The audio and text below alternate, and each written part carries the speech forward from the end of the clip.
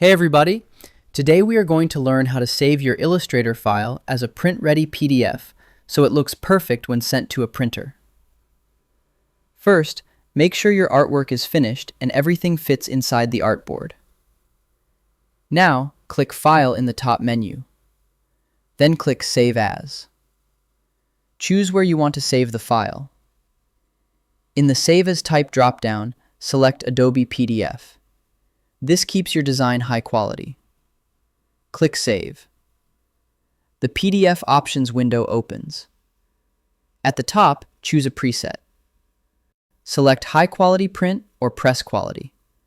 These presets are designed for printing. Next, click the Marks and Bleeds section on the left. If your design goes to the edge, check Use Document Bleed Settings. This prevents white edges after trimming. Now click the Output section. Make sure color conversion is set to no conversion. This keeps your colors accurate. Finally, click Save PDF.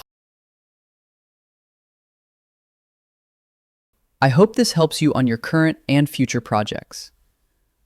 Thank you for watching.